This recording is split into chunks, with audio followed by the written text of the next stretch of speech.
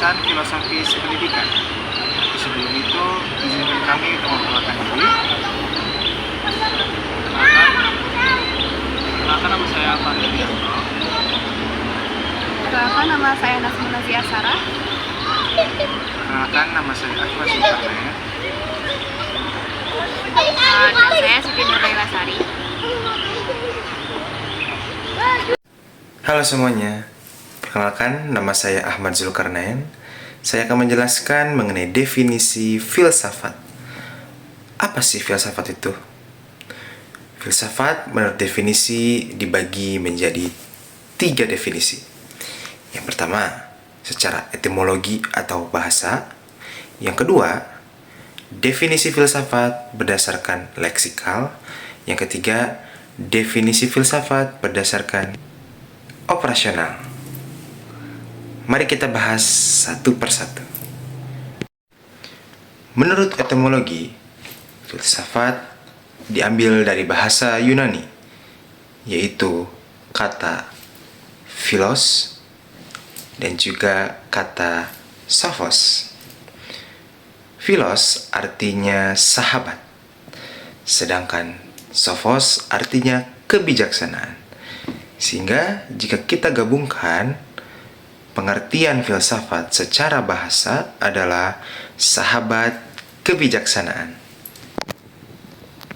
Secara operasional, definisi filsafat dibagi menjadi 2, yaitu definisi filsafat adalah proses berpikir. Yang kedua, filsafat adalah hasil berpikir. Filsafat berdasarkan proses berpikir artinya metode cara berpikir seseorang melalui bernalar. Lalu yang kedua, filsafat berdasarkan hasil berpikir adalah hasil pikiran atau teori maupun sistem teori. Lalu yang terakhir adalah definisi filsafat leksikal. Filsafat diartikan sebagai pegangan hidup maupun prinsip hidup. Setiap individu maupun kelompoknya pasti memiliki prinsip maupun filsafatnya masing-masing. Filsafat tersebut atau pegangan hidupnya terlihat mulai dari pembicaraannya, perkataannya, maupun perbuatannya. Selanjutnya ada 5 karakteristik filsafat. Yang pertama adalah objek filsafat. Yang kedua ada proses berfilsafat. Yang ketiga ada tujuan berfilsafat. Yang keempat ada hasil berfilsafat. Lalu yang terakhir, yang kelima adalah sifat kebenarannya. Lalu cabang-cabang filsafat. Filsafat dibagi menjadi 2, yaitu filsafat umum atau filsafat murni. Yang kedua, filsafat khusus atau filsafat terapan. Mari kita bahas satu persatu. Filsafat umum atau filsafat murni terdiri dari epistemologi, aksiologi, dan juga logika. Lalu yang kedua, filsafat khusus atau filsafat terapan terdiri dari filsafat hukum, filsafat ilmu, dan juga filsafat pendidikan. Lalu ada definisi landasan filosofis pendidikan. Apa sih landasan filosofis pendidikan itu? Yaitu seperangkat asumsi yang bersumber dari filsafat, lalu dijadikan tolak ukur dalam pendidikan. Lalu yang terakhir ada struktur landasan filosofis pendidikan.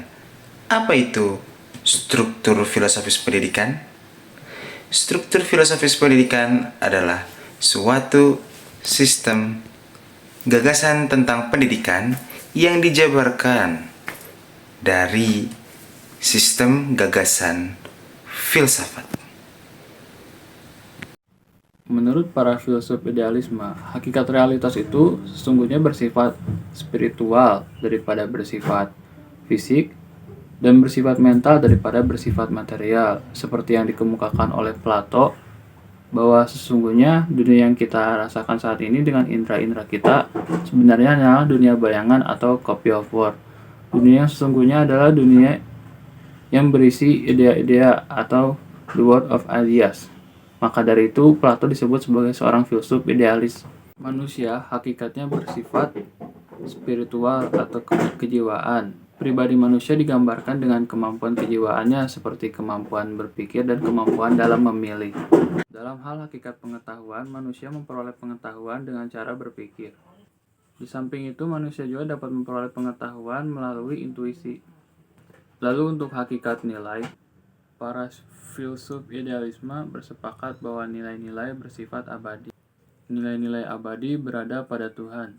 Tujuan pendidikan yaitu untuk membantu perkembangan pikiran dan diri pada siswa. Maka dari itu, sekolah hendaknya menekankan siswa untuk melakukan aktivitas-aktivitas intelektual, juga pertimbangan-pertimbangan dalam hal moral, juga dan realisasi diri. Kurikulum idealisme berisikan pendidikan liberal dan pendidikan vokasional. Pendidikan liberal dimaksudkan untuk pengembangan pada kemampuan rasional dan moral. Adapun pendidikan vokasional yaitu untuk pengembangan kemampuan pada suatu bidang atau pekerjaan.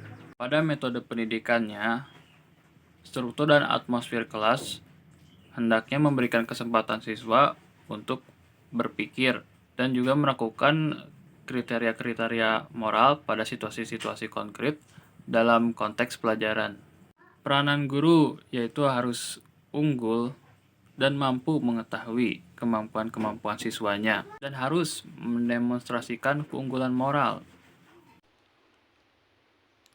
Dalam landasan filosofis pendidikan itu ada yang namanya pragmatisme.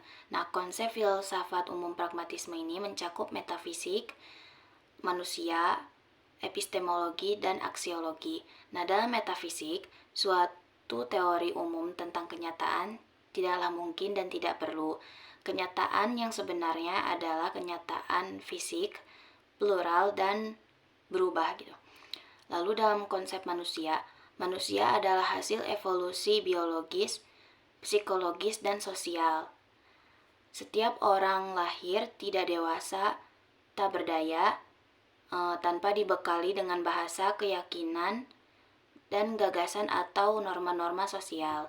Lalu dalam epistemologi, pengetahuan yang benar diperoleh melalui pengalaman dan berpikir.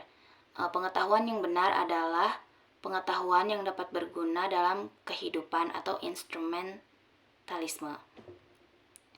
Lalu ada juga aksiologi. Ukuran tingkah laku individual dan sosial ditentukan secara eksperimental dalam pengalaman hidup. Jika hasilnya berguna, maka tindakan tersebut adalah benar gitu atau eksperimental gitu. Lalu ada implikasi terhadap pendidikan. Yang pertama, tujuan pendidikan. Tujuan pendidikan adalah memperoleh pengalaman yang berguna untuk mampu memecahkan masalah-masalah baru dalam kehidupan individu maupun sosial. Yang kedua, ada kurikulum atau isi pendidikan. Kurikulum ini berisi pengalaman-pengalaman yang telah teruji yang sesuai dengan minat dan kebutuhan siswa dan tidak memisahkan antara pendidikan liberal dan pendidikan praktis. Adapun metode yang digunakan adalah mengutamakan metode pemecahan masalah, penyelidikan, dan penemuan. Lalu orientasi pendidikan pragmatisme ini adalah progresivisme. Oke, ulang. Kemudian ada implikasi terhadap pendidikan. Yang pertama ada pendidikan itu sendiri, bahwa undang-undang yang diciptakan atau yang dikeluarkan oleh pemerintah tidak terlepas dari Pancasila. Jadi menjadikan Pancasila itu sebagai acuan dari pembuatan undang-undang tersebut. Kemudian pendidikan ini itu bisa kita dapatkan baik pun formal ataupun tidak formal, dan pendidikan ini dilaksanakan sepanjang hayat ketika kita masih duduk di bangku sekolah ataupun ketika kita sudah keluar dari masa sekolah. Kemudian ada tujuan pendidikan. Nah, tujuan pendidikan ini seyogianya itu kita fokuskan kepada potensi yang dikembangkan agar manusia itu memiliki iman dan bertakwa kepada Tuhan, kemudian berakhlak mulia, sehat, berilmu, cakap, kreatif, mandiri, dan menjadi warga negara demokratis serta tanggung jawab. Kemudian ada kurikulum pendidikan.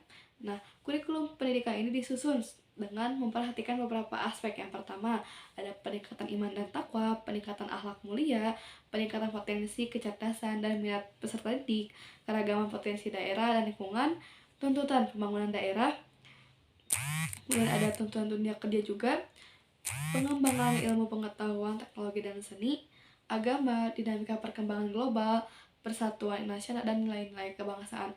Hal ini bertujuan supaya peserta didik itu siap untuk keluar dari dunia atau dari zona nyamannya menuju dunia yang lebih kompleks lagi, seperti itu. Kemudian ada metode pendidikan. Nah, metode seperti apa yang akan kita pakai untuk pendidikan ini? Sebisa mungkin metode yang digunakan itu multi metode gitu ya, karena tujuan dari multi metode ini untuk mencapai pemahaman bagi peserta didik terhadap pelajaran yang disampaikan, karena masing-masing peserta didik itu mempunyai caranya masing-masing untuk memahami pelajaran seperti itu. Maka seorang guru atau tenaga pengajar itu sebisa mungkin memberikan multi metode kepada para siswanya. Kemudian ada peranan pendidik dan peserta didik. Peranan pendidik itu untuk memberikan teladan yang baik ataupun contoh yang baik, dan sebagai pengelola pelajaran juga, sebagai penentu pengajaran juga sampai manakah akan mengajarkan peserta didik yang seperti itu.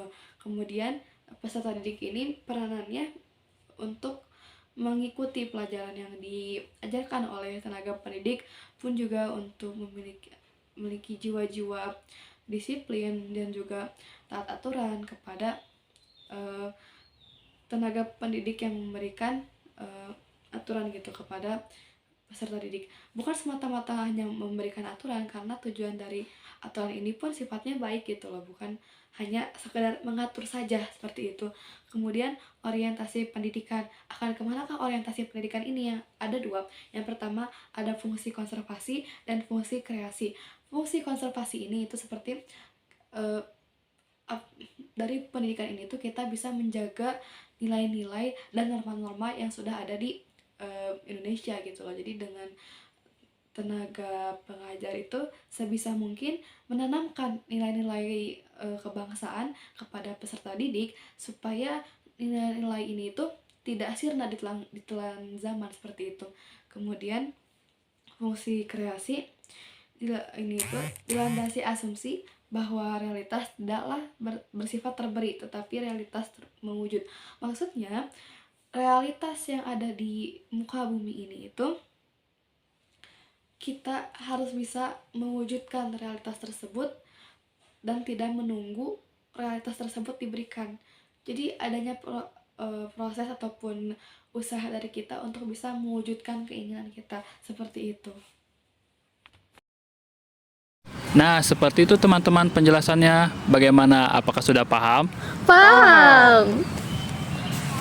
Terima kasih kepada teman-teman semua yang sudah menonton video yang sampai akhir. Jangan lupa like, comment, share, and subscribe. Dadah. Bye.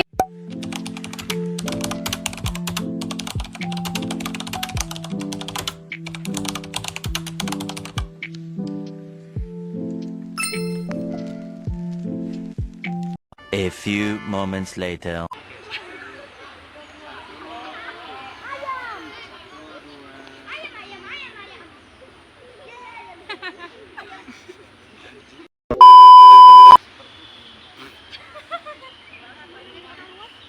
Nah, seperti itu teman-teman penjelasannya.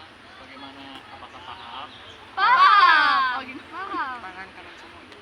Paham. Ayo. Terima kasih teman-teman sudah menonton video sampai akhir. Jangan lupa like, comment, share, and subscribe. Bye.